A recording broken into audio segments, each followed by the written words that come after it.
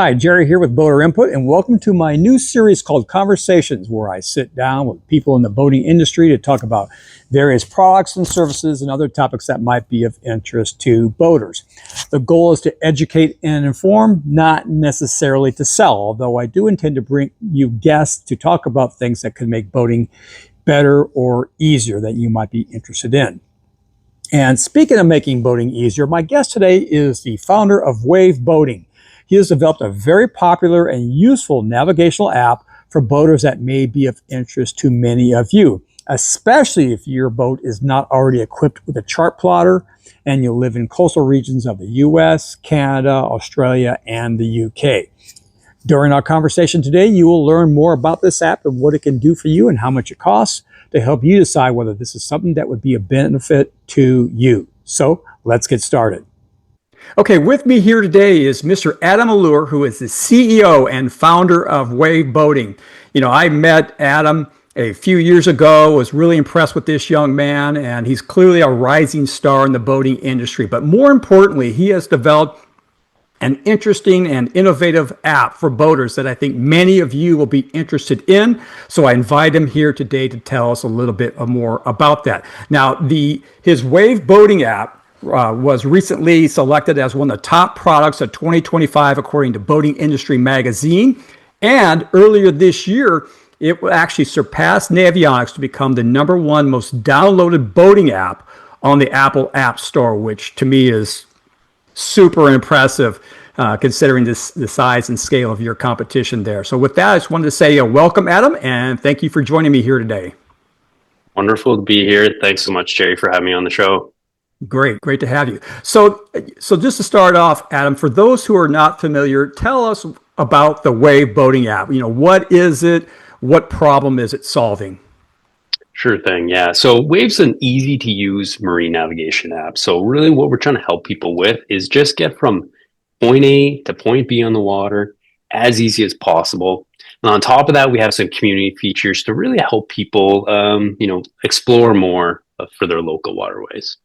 Oh, awesome. Now, there are a number of different navigational tools and apps available to boaters. What makes your solution unique or different than the other things that are out there?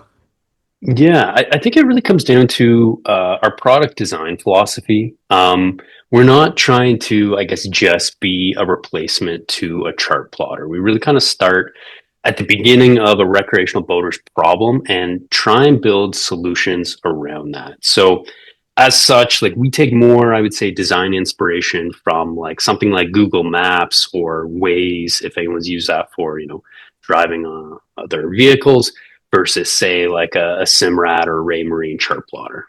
Yeah, you know, one of the things I noticed in just looking at your app is just how easy and intuitive it all is. It all kind of makes sense. There's very little learning curve in figuring out how to use it. Appreciate that.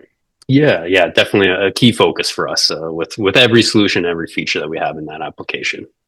So besides what you just mentioned there, are there any specific features or benefits of your app that boaters should be aware of, or have we kind of covered it?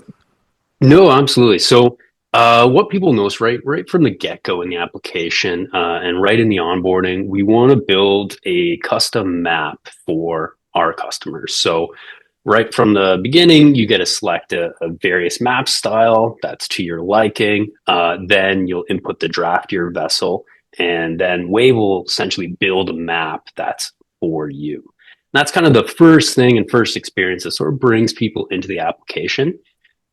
Feature wise, we've got sort of, shall we say, the standard set of features that recreational boaters are expecting. We just take a little bit different spin on it. So, for example, our auto routing is executed with just 2 simple taps on the map.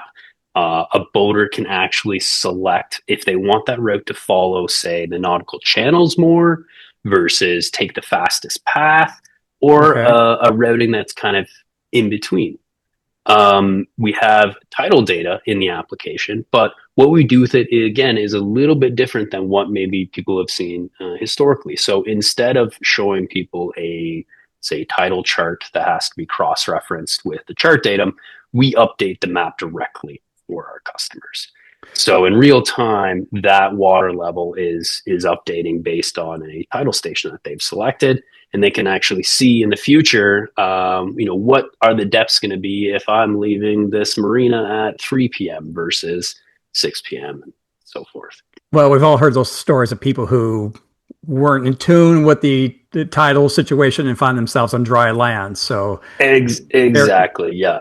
very good to have that. And I like the what you do about taking into account. I don't know if other apps do that too, but taking into account the draft of your boat so you can get a kind of customized, hey, here are the zones where you can and cannot go with your particular vessel. I think that's super helpful for boaters. Yeah, exactly. We're just, there's so much to consider when you're out on the waterway, outside of just the navigation experience, right? You're probably with the family, or maybe the kids are in the boat. Maybe the weather isn't ideal. You're managing the wind. So we really want the solution to be as easy as possible to get the critical information that someone needs so they can really focus on what's in front of them and what they're doing on that given day. And that's really, to me, that is very interesting because that's always a challenge with any technology. It's just the struggle between ease of use and power and functionality. And so it's always Yeah. difficult to kind of walk that line to do something that can have a lot of capability, but yet still be user friendly. That takes a lot of work to get something that can perform in that fashion. Absolutely. And I mean, with our design philosophy, really it's our customers and our community that's helped us refine that so much over the years. Like, we kind of took our first kick of the can at what we thought a good viable solution was back in 2018, but is changed so much in the past 7 years, and it's entirely been driven by wave boating customers, Yeah, and I'm which going to is talk to just huge. Yep, and I'm going to talk to you a little bit more about the kind of the feedback that you receive from your customers in just a little bit. But before we get to that, I know that you cannot provide navigational maps for across the globe because you're limited to Right. where you can get the hydrographic data. So, what Yep. areas do you currently have coverage with the Wave Boating app? Yeah. So right now we kind of classify it as major bodies of water in Canada, United States, Australia, and the United Kingdom. So what do I kind of mean by major bodies of water? That's gonna be your intercoastal, your major lakes, your Great Lakes, everything along the coasts in North America. We are expanding more inland, so we definitely have more truck coverage in, say, Minnesota than we do in some other states. So that's kind of generally where we are right now. But that being said, we are constantly adding more lakes. Our customers are reaching out saying, "Hey, I want Lake Norman or so." We're taking that feedback and figuring out what we can do to continue to expand our coverage. Well, I'm glad you mentioned that because I was looking at your chart viewer and coverage map, and I noticed that places like you have lakes in Iowa, where I grew up, Minnesota, like you Right. mentioned, Michigan, Ohio, I think Kentucky, Oklahoma, and maybe one or two others. And so I was kind of wondering, is that something that you plan on doing more inland areas, or is that kind of it for a while? Absolutely. It's like just similar to how we're constantly taking feedback and improving the app itself. We're constantly adding more nautical data. So really, we just take that feedback that we hear from our customers. Hey, add this lake. We're prioritizing that and continuing to add more and more. So it's going to be, I think, a never-ending process for us. Okay, awesome. I know that many pleasure boats are not equipped with navigational equipment on board their boat. For example, I have a 21-foot runabout and it has a rudimentary depth finder. That's it. Right. So for people Yep. with those kind of boats, I see how your app would be of tremendous value and makes a lot of sense for pleasure boat owners. Now, for fishing boats, and I have one of those too, they're often equipped Yep. with a GPS enabled chart plotter or graph, as some might call Right. it. And so, people in that situation, is there any value in also having a navigational app, or is that overkill and really not needed? Yeah, certainly. I think that there's definitely some key benefits to it. So, excuse me, one thing, for example, in Wave, you can import and export GPX files. So Yeah. maybe your chart plotter doesn't have an auto routing function, or you prefer the routes that Wave calculates to you because it's got that, biasing based on your preference features, factoring in draft, tidal conditions, and, channel versus direct path. So you can actually use Wave to calculate the route, export that file, and load that into your chart plotter if that's your preferred use on the water. So there's a nice little tie in there between that. Certainly, it's a helpful backup. I know some of our customers like that, to just have that confidence if something happened with their chart plotter, that they've got another solution in their pocket. And then lastly, when we were touching on a bit earlier on some of our features, one of the unique things, aside from the let's call it expected features within any sort of navigation app, what's kind of unique to Wavve that you're not really going to see in the chart plotter is a lot of the community input. So, Okay. for example, in Wavve, you can actually see other active wave boating users on the waterway. Okay. There's this community element, and this community is actually adding point of interest data. So mooring locations, beach locations, great restaurants, all that's actually getting added to the map and validated by the community. We now have, I believe, over 120,000 points of interest that's been added by the Wavve community. So there's this kind of like living and breathing element to the map itself that can help boaters out. Yeah, so it's continually adding value as more and more people get in and contribute, share, that kind of thing. So exactly, and that's honestly been one of the coolest things we've seen grow with the application, is just how willing people are to help out other people with this location-based information. So that's been just fantastic to see that grow, and I think that's just boaters. now that works with boaters. It doesn't necessarily work with anglers, because we're kind of been a little protective about our fishing spots and what's working for us. So, but for boating, it's a different deal entirely.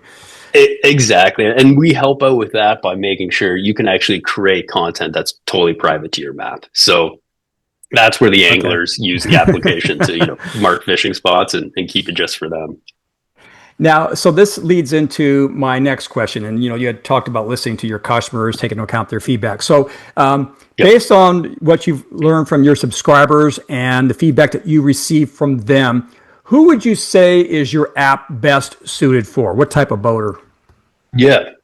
So we certainly have a diverse set of experience and use cases, but I would say, the average or the mean here is typically more your kind of weekend warrior, power boater, and someone who's looking to, get out and explore typically with their family or friends on the waterway. That's our primary customer type. Okay. And does it tend to skew more towards pleasure boats as opposed to fishing boats, or do you have a sense of that? Yeah, definitely more pleasure boats, bow riders, pontoons, that type of vessel. Okay, awesome. And then finally, how much does your app cost, and where can someone get a hold of it? Yeah, so first off, we have a 14-day free trial. We want to make sure we're not charging anyone for a solution that they don't want. So there's a trial period so people can see, like, the field, use it on the waterway over a 14-day period. And then we offer a yearly subscription for $59.99 or a monthly subscription for $11.99. That's awesome. Well, great. Hey, Adam, thank you so much for your time today. That was great information. I just love how intuitive and easy your app is to use. I think you're helping to make boating easier for many people, which is great. So congratulations with that. Now, if anyone would like to learn more about his boating app, you can learn more at the Wavve Boating website, and I'll leave a link to that in the video description. And if you have any specific comments or questions regarding the app, you can go ahead and leave those comments as well, and someone from Wavve will respond accordingly. So with that, Adam, I just wanted to say thanks again for joining us, and thanks to all of you for watching us here today. My pleasure. Thanks so much for having me, Jerry. So that concludes my first episode of Conversations. Let me know what you think about it in the comments section down below, and whether you'd like to see more content like this. Also, if you like today's video, do me a favor, click on that like button. Also, be sure to subscribe to my channel to get my weekly tips and insights to help you purchase, equip, and maintain your boat. In the meantime, thanks for watching, and I will see you on the water.